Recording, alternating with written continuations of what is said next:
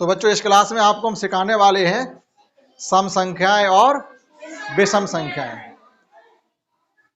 अगर आप थोड़ा भी मेरी बात पे ध्यान देंगे तो आज के बाद आप ये नहीं भूलोगे कि कौन सी संख्याएं सम होंगी और कौन सी विषम होंगी। ठीक। वैसे सम संख्या की डेफिनेशन ये होती है कि जिस संख्या में 2 का भाग चला जाए वह सम संख्या होगी। ठीक।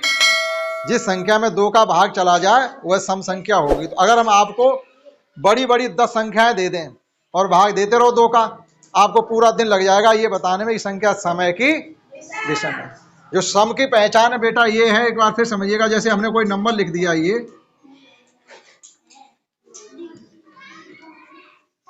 इतना बड़ा नंबर लिख दिया हमने, और आप ये बताइए संख्या सम है कि विषम है, तो आप क्या करेंगे? भाग देंगे 2 का। यही सिखाया जाता है कि आप 2 का भाग दीजिएगा। लो 2 का भाग देना शुरू हो गए हम। अब 2 का भाग देते देते ये बोर्ड कम पड़ जाएगा क्योंकि बहुत लंबी संख्या है। 2 का भाग अगर पूरा पूरा इसमें चला जाए तो सम होगी और ना जाए तो विषम। बस इतनी सी बात है। 2 का भाग अगर इसमें चला जाए तो सम है और ना जाए तो विषम। एक छोटी संख्या लेते हैं, जैसे हमने ये 13 लिख लिए बेटा, 2 का भाग दिया 2 6 या 12, ये 1 बच गया क्या? 2 का भाग इसमें पूरा पूरा गया? नहीं गया। तो ये संख्या सम नहीं है। कैसी हो गई?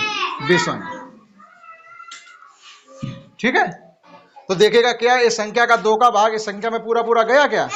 नहीं गया। जिस संख्या में 2 का भाग नहीं जाता है वो संख्या विषम होती है, और जिसमें चला जाए, जैसे अब की बार हमने 18 लिख दिए और ये 2 का भाग दिया, 2 9 जा 18, 0 बच गया। इस संख्या में 2 का भाग पूरा पूरा चला गया है, तो ये 18 बेटा कैसे कहे जाएंगे? सम। सम या इवन नंबर। इन्हें इंग्लिश में कहते हैं इवन और इन्हें कहते हैं इंग्लिश में ऑड, ODD। ठीक। और इसे इंग्लिश में कहते हैं इवन, EVEN। ठीक। आपको ये कंफर्म हो गया होगा जिस संख्या में 2 का भाग चला जाए वो संख्या सम होती है, जिसमें ना जाए वो विषम। ये बेटा छोटी छोटी संख्याएं थी तो हमने भाग दे दिया। ऐसे अगर बड़े बड़े सवाल आपको हम 25 दे दें और बताओ ये संख्याएं सम और विषम बता के आओ, कर पाएंगे क्या? भाग देने में बहुत टाइम लगेगा।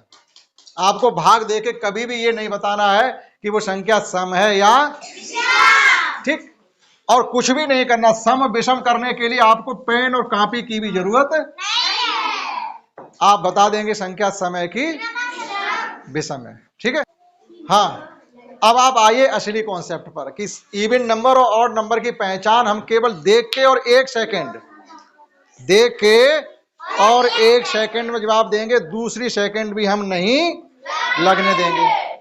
बताएं वो कॉन्सेप्ट। वो कॉन्सेप्ट ये है बेटा कि जिन संख्याओं के अंत में आप कितनी भी बड़ी संख्या क्यों नहीं लिखी हो, हमें इधर इतनी बड़ी संख्या जो लिखी है इसका हमें कोई लेना देना नहीं है। ये बताने के लिए ये ऑड है या इवन है, सम है या विषम है। हम हमेशा जाएंगे इसके लास्ट अंक पर, और लास्ट अंक 1 से लेकर 9 तक ही तो कोई संख्या होगी। 1 से लेकर 9 तक जो अंक होते हैं उन्हीं में से तो कोई होगी। इसके अलावा क्या हो सकती कोई?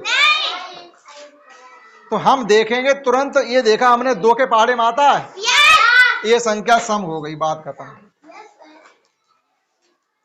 और अगर 2 के पहाड़े में संख्या नहीं आती तो कैसी हो गई? सम और विषम दोनों की पहचान एक साथ में हो गई। ठीक। हमने अभी सम की हेडिंग डाली है, आप विषम की भी डाल लो।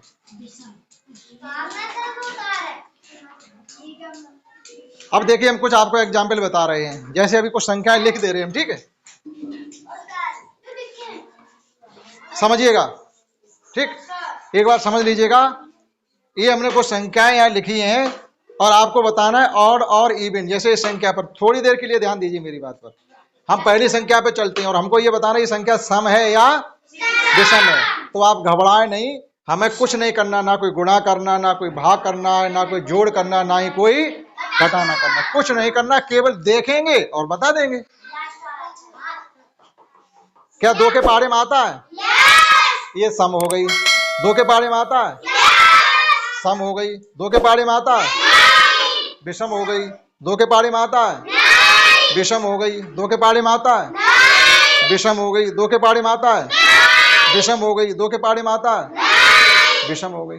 क्या कुछ किया? आपको सम और विषम की कॉन्सेप्ट क्लियर हो गई? ओके, धन्यवाद, आप इसे नोट कर सकते हैं।